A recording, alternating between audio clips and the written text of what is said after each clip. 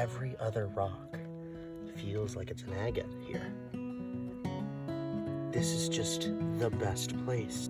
Feel the sparkles on that one. Beautiful. A nice little geode that opened up. Look at that. Right next to my car. And look what we got here. The first little small carnelian. Right off of the main road. And here's a good candidate right here. This is a good candidate for some fire agate. Oh yeah, there's definitely some right there. Amazing. It's fall in Arizona, and you know what that means? It's time to get back out here to Saddle Mountain and find some fire agates today. So that's what I'm gonna be doing. It's finally 90 degrees as a high, which is really hot everywhere else, but here it's like, oh, it's time to go outside. So join me, and I hope you enjoy. That's another little beautiful plate of carnelian right there. It's gonna be beautiful. Look at that. Beautiful. Beautiful carnelian. It's everywhere out here. Everywhere. There's no way to pick it all up. So you just pick the best or the ones you fancy, and you keep on moving. That might be a shard of fire right there. Just take a look. This could. I'll have to investigate it at home. Right there. See it? This little plate. This little plate has some fire in it.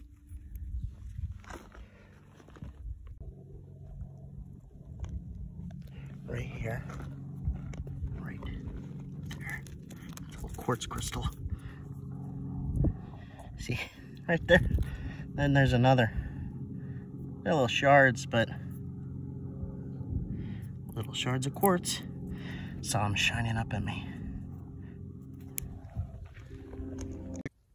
It's important to note the areas that are heavy with rocks are your best bets for finding the most quality stuff.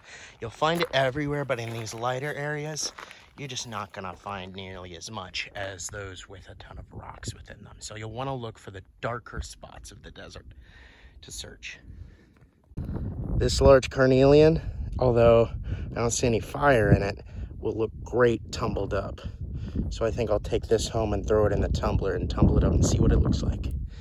This area with all the rocks is exactly where you look for carnelian out here. Now right here, look at that. Look at that layering in there. Beautiful. Stunning.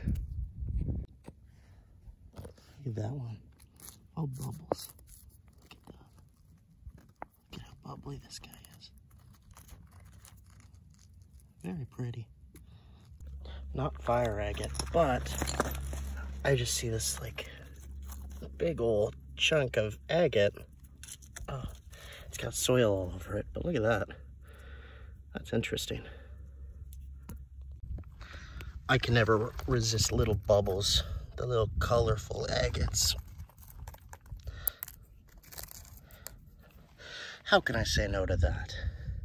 That's just too pretty. Sometimes when I'm having trouble finding some stuff that I want, what I'll end up doing is just sitting down on the ground and just start looking, just scouring very closely. That helps me get grounded with what I'm trying to do, what I'm trying to look for. And usually then, once I stand back up and continue on, I'm slower, more careful, and I end up usually finding what I'm looking for. I love that quartz right there. It's stained, it's beautiful. I'll have to take that home with me. That's gorgeous. I truly have a weakness for these types of plates.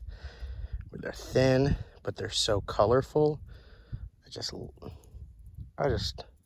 just find them quite entrancing. Nothing exemplifies how spectacular the amount of agates are than this. Every other rock feels like it's an agate here. This is just the best place to come if you're a newbie rockhound, because you'll find anything everywhere.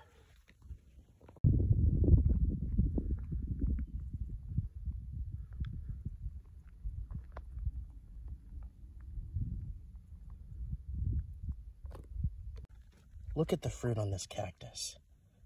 It's just so splendid. It's gorgeous. A nice little geode that opened up. Look at that. Okay, this one. Look at those. Look at those layers. I'm gonna spray it off.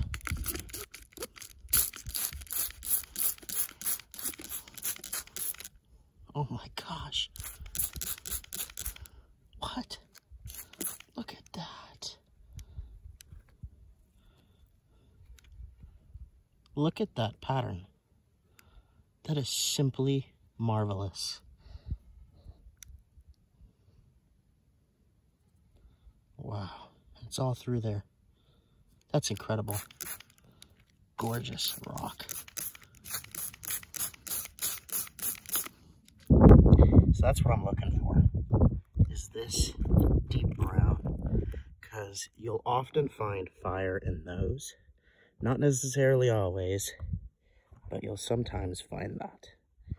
And they are beautiful. I also like picking up the carnelians around, because they're plentiful, but those are not fire agates. This could be a fire agate. Look at that. Even though it's white, it's so enchanting. Look at that, the sparkles on it. Wow. Look at the sparkles on that one. Beautiful. That's a beautiful little color right there. It's a little button of color. That's gorgeous. Not a fire agate, but beautiful. I've hiked up a decent ways at this point. I'm at the base of the mountains. I'm gonna head west from here towards those spires. You know, it ebbs and flows, but it really, if you read the ground and think about the rocks acting as water over time, then that's how you're gonna figure out where to find the best sources. If there's not much here, then in all likelihood, just up the hill, there's not gonna be much either. But if there's a ton down here, there's gonna be more uphill potentially. And that's how you zero in on great locations, is thinking of the rocks as water over geologic time. And that's how I spot great stuff and find good locations. More stuff. Look at this guy. That's beautiful. I have no idea if this guy is fire. And it's getting rather hot. So a lot of this is just gonna have to be found out at home. Well, I made it to the foot of the mountains. Got to the top of this ridge and decided it's time to turn around. I still have plenty of water, but I'm getting a little tired from the hike up here. You know, you always gotta be careful with the sun, especially here. Even though it's October, it's important to always take into account the amount of water you have, the temperature. It's getting warmer, we're getting towards the hot part of the day, and you know, you just gotta be careful out here. So for that reason, I'm heading back, and we'll show you guys what the rocks look like all cleaned up